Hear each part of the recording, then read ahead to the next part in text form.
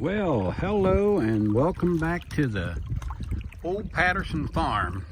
I'm going to give you an update on those patches, mushrooms or potential patches that we found yesterday, and I got a different agenda this afternoon though. My wife and I had been over here and we found additional ones of those ones I showed you yesterday, and those actually grew some, and of course she found a bunch more. She, like I said, she's a lot better than I am at hunting them, but I came back this afternoon and I've got a purpose. And what I'm doing this afternoon, you can see here, is I've got my trusty loppers and I'm going to go up to the eastern quadrant and I'm going to cut some honeysuckle. Did you look out there? Everything has got those leaves on it already, the bushes, that's honeysuckle. And although that's really nice in the certain times of the year, you can smell it, it's got blooms and that sort of thing. It's very invasive and it grows and it blocks everything, and I've been clearing it out. It used to all look like that.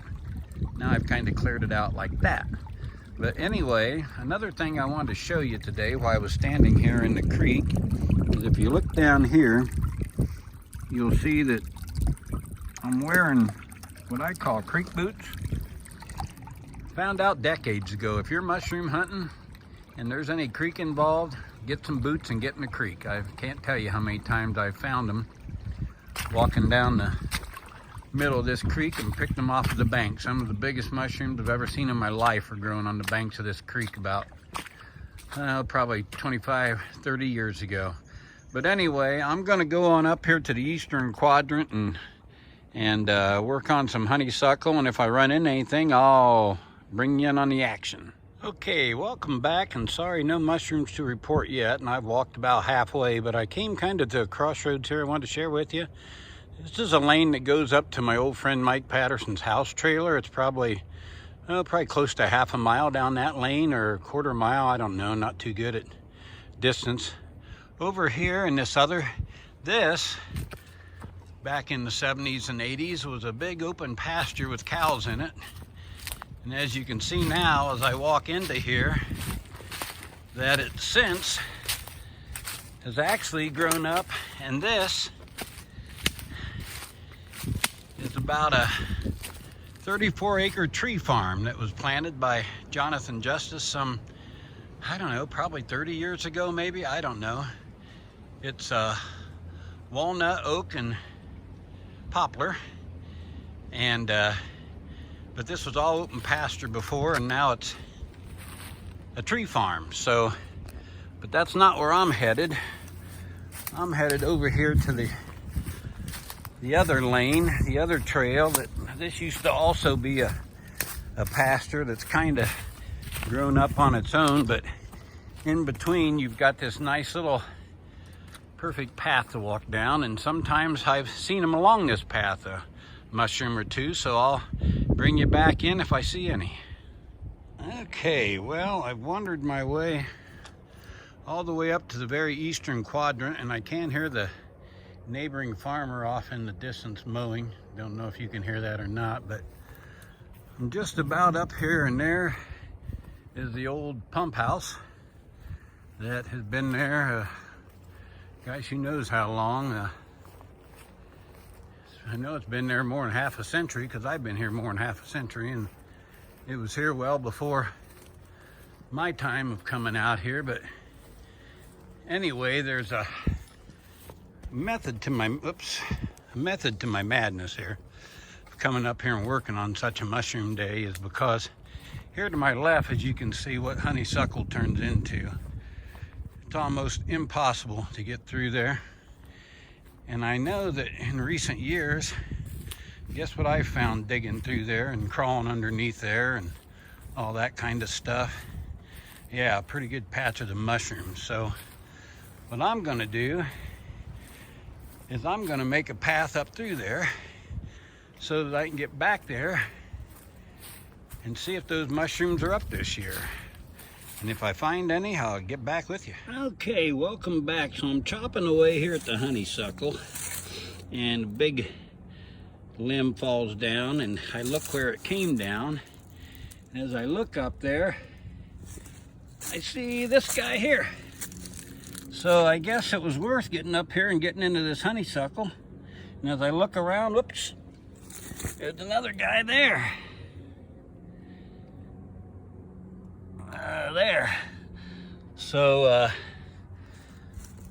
I don't know how many more there are around here, but that's just barely into this thing. So I'm going to sign off and get serious and look around and check back in with you later. Okay, so here's the deal.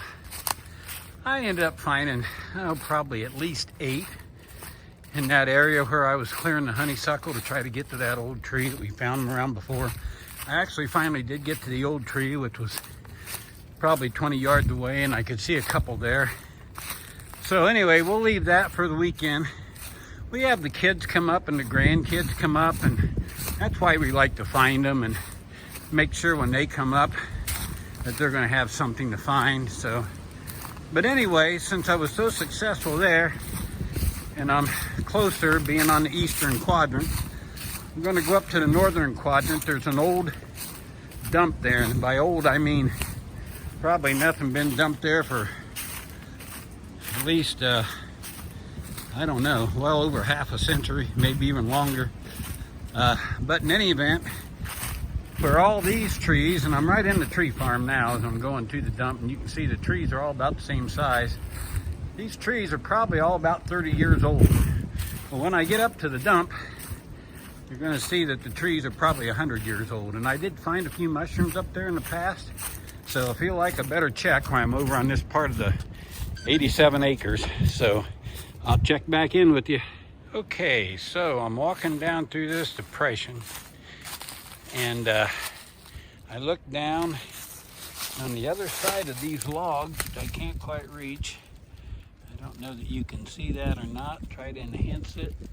No, can't do that. So, okay, I'm gonna go around and get you a better shot. Okay, now I got a close-up of what I saw on the other side of the log, and actually when I bent down here and looked to my left, now these are looking 3 or 4 inches. Found a brother here, and that's this guy right here. And I looked to my left again, and good grief, there's another one right there. So I'm going to keep looking to my left. I don't see anything else right off the bat, but I'll walk down this little depression area here and see if I see anything else.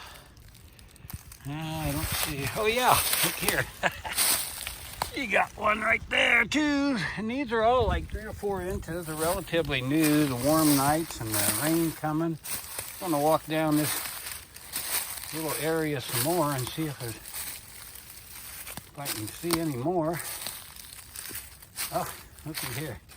This guy's only about 2 inches, but there's another one. That's about 6. I'm gonna keep walking down this and see how many more there are, but you can see that depression seems to go a little ways. So I'll check back with you. Okay, well, it's time to close out another